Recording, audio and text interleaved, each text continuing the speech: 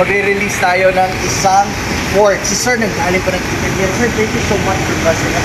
Grabe Sir, umabot kami sa Italy. Ano? So, yes. Ano narinig si Nicon? Actually, napanood ko si Sir Renato o yung YouTube account niya, channel niya is J-Cat Skill. J-Cat Skill. So, napanood ko yung kotse through J-Cat Skill. At talagang reliable si J-Cat Skill. Talagang masasabi ko napaka-malaking tulong talaga sa amin katulad natin mga OFW. Kaya thank you so much, Sir J. Thank you so much, Sir. God bless you in your vehicle, sir. It was a pleasure meeting you, sir. Enjoy your new vehicle, sir. May kotse ka na. Thank you. Alright. Okay. Hello, what's up mga idol at bossing ko? Have a blessed day everyone. Welcome back ulit sa panibagong vlog. For today's video po, ako po ulit ito sa J-Cat Skill Vlogs, ang inyong abang lingkod. Pupunta ulit tayo ng Terminal 1. Meron po tayong susunduin ulit na buyer from Italy. Actually, nag-reserve na siya 1 month ago, nag-reserve na siya ng Ford Everest Titanium Plus. Ngayon, kukuhanin na lang po namin yung unit. Bago po siya nag-reserve, nag-video call kami, pinakita ko po sa kanya yung unit. Pinakondisyon na po namin, binapping, detailed na po. Ngayon, kukuhanin na lang po namin yung unit. So ngayon, abangan nyo po ako. Papunta na po ako sa Terminal 1, malapit na po. And then, abangan nyo po ang aking subscriber at buyer na nagtiwala po ulit sa akin sa aking J-Cat Skill Vlogs na channel po. Ayan, marami pong salamat mga bossing sa inyong tiwala at suporta. Time check, it's 12:30 in the afternoon. Hindi na umambon. So buti na lang umaraw ulit para hindi naman hassle po sa daan. Hindi po hassle pag chinek po namin ng sasakyan at test drive po namin mamaya mga bossing at idol ko. Syempre po mamaya pag nandun na kami sa shop, i-actual namin checking ang unit. Syempre, hindi po natin mawawala. Andyan po ang ating scanner. Dala po natin. I-scan po natin yung unit. Bago ko po endorse sa kanya, i-demo po yung mga features ng unit para hindi po siya mahirapan mag-operate ng kung ano-ano man nandun. Alright mga bossing at idol ko. Magandang araw po sa inyong lahat. Malapit na po tayo sa Terminal 1. Nandito na po tayo sa duty free. So waiting na lang po tayo sa arrival ng sa may Terminal 1. So ayan, marami pong salamat ulit sa inyong walang sawang suporta at panunood sa aking upload, J-Cat Skill Vlogs mga bossing. Huwag nyo pong kalimutan i-like at i-subscribe po ang aking YouTube channel mga bossing at idol ko. Marami pong salamat. At gusto ko lang pong i-shoutout po ang ating mga kababaeng OFW at sa mga viewers ko po dito sa Pinas. Ayan po, marami pong salamat sa inyong walang sawang suporta po mga bossing. Ayan si Sir, nandito na po. Nakita na kami ni Sir Victor. Shoutout po sa mga taga-Italy dyan. Sir, seatbelt po. Good to go na tayo. Ayan, shoutout. Nakita rin kami ni bossing. Alright. Kumusta ang biyahe, sir? Ayos, mahaba pero walang jet lag, sir? Walang jet lag? Wala naman. Ayos, sir. At least okay. Ang gwapo nyo pala, sir, sa personal, sir. Sa wakas, nakita tayo at inaantay ka na ng ano mo. Kita mo kahapon, pinabapping ko, pumunta ako doon para good to go na tayo.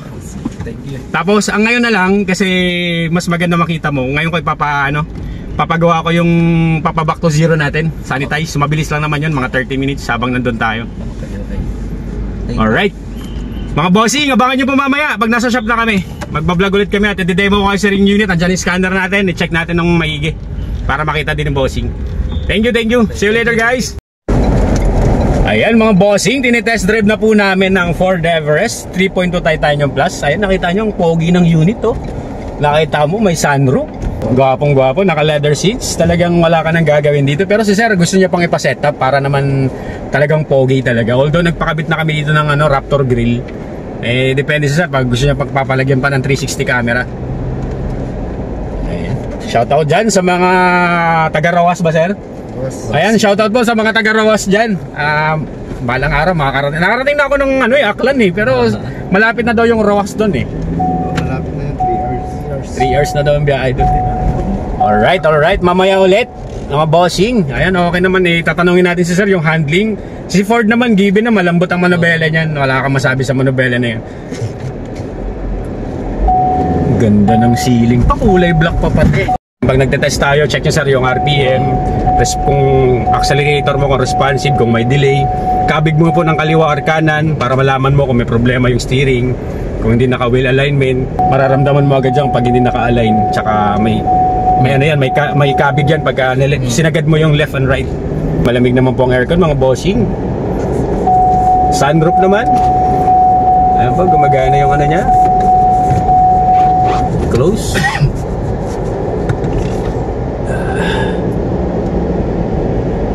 Ito isa. Tama, bukas.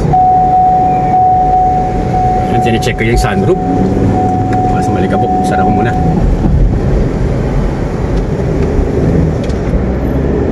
Di ba sir sa Ross, mayaman dun sa mga seafoods? Oo, capital nga kami eh. Sayang sir, sana pag piyesta dun para makapunta ako, makagawi ako ng Rojas. Kasi yung kumpare ko sa amin December 8. sa proper ng Rojas. Totoo ba na sa street, nakalatag lang lahat? Sir, dito tayo. Balik na po tayo. Mas maganda, kapistahan na ito. Nakita mo yung atras? Kung may kaldag po yun, sir. Oo, gaganan yan. Eh din, manasabi mo no? Smooth na eh. Yan o. Sensor niya, sir. Madaming sensor. Side mirror, sensor. Sa crib na ito naman, paskat. Oh, baka may gutter. Sige sir, malayo. Ayan lang sir, pagka nakahinto ka. Ako pag nagte-test drive ako minsan, pag alam kong may problema ang transmission, 5 beses ko lang i-atras abante yan. Pag may delay reaction, tapos pagka nakahinto yung position mo, itulak mo lang ng drive, tsaka balik mo sa reverse pag may gumagano hug. Either transmission support, engine support, or may problema transmission mo. Pero pagka clear ka, walang kaldag, walang goods po yan. Mawawala pa ako dito kaysa sa Italy. Saan tayo? Diretso lang po, diretso lang. Kawisado ko pala Italy kasi dito. Sa sariling bayan. Di sa Italy. Hindi ako lumaki dito sa Maynila eh. Ayan naman, sa mga ating mga kababayan nating OFW, ayan po, basta pag meron kayong itatanong, diretso lang po. Kung meron kayong mga hinahanap na sasakyan, wag lang po kayong mailang magtanong, andito lang ako mag-assist po sa inyo. Yan si sir, isa sa mga nagtiwala sa atin, ayaw lang pong magpakita si sir ng pero pwede naman po natin i-shoutout yan mamaya. Siyempre, bossing. Kahit sa pictures lang, makikita natin yan. Dadalhin po ito ng Rojas, mga idol. Malayo din ang mararating nito. So, okay naman, na-scan namin, na-check mileage, and then yung makina engine, hindi blow-by, walang talsik, walang usok. Ito na po yung napili ni Sir Vic na unit 2018 Ford Everest Titanium Plus 3.24 WD. Ayan po yung nakuha niya po ngayon, mga bossing at idol ko. Kagwapo po ng unit natin. Ito po yung may sunroof, moonroof, may panoramic sunroof na po yan. Naka 20 inches na mags. Kapal pa po ang mga gulong yan, mga bossing. May daytime running lights. Maganda dito, pinakabitan niya na to ng Ford Raptor grill. Actually, ako nagpakabit niyan. Nag-request si sir na pakabitan ko raw para mas pogi tingnan. Para pagdating niya dito sa Pinas, sasakyan niya na lang, nakaganyan na po yan. Ayan, maayos po yung pintura mga bossing. Wala pong problema sa pintura, original paint. Wala pong retouch mga bossing. Pinakita ko rin kay sir, in-scan po namin to. Wala naman pong issue, wala pong lumabas sa scanner natin, all goods. Ayan, pinapa-back to zero natin para maging malinis, maging fresh ang mamatay yung mga bacteria, germs, para laging maging fresh ang unit natin. Ayan si Idol, shoutout dyan, shoutout. Ayan, shoutout po kay Sir Victor, and then shoutout po sa family niya sa Rome, Italy. And then shoutout na rin kay Ma'am Yoli, Ma'am Yolanda ng Rojas City. Ayan po, ma'am, pauwi na po si sir. Abangan nyo na po ang bago nyong car. Ang kagandahan lang po dito, pagka may mga bagong unit na binibili po, talagang nagre-request po ako sa kanila na syempre kasama na po ang detailed mapping yan, pinapa-back to zero ko na lang. Sa mga nagtatanong kung ano po yung back to zero, yun po yung talagang sinasanitize po ang loob ng sasakyan para mamatay yung germs, bacteria, yung mawala yung amoy. Para maging fresh po ang maging amoy bago naman po yung sasakyan natin, kahit although second hand po ito. Pero syempre po, kung mayroon naman po tayo ng mga ganung dito sa shop, talagang pinapagawa na po natin sa kanila for free. Meron lang akong pinapalinis ulit, kaya pinapatira ko lang para yung mga kasingit-singitan talagang totally maging malinis po talaga. Wala pong gutter marks po yung niyan, wala pong gutter marks yung niya, 20 inches na mags.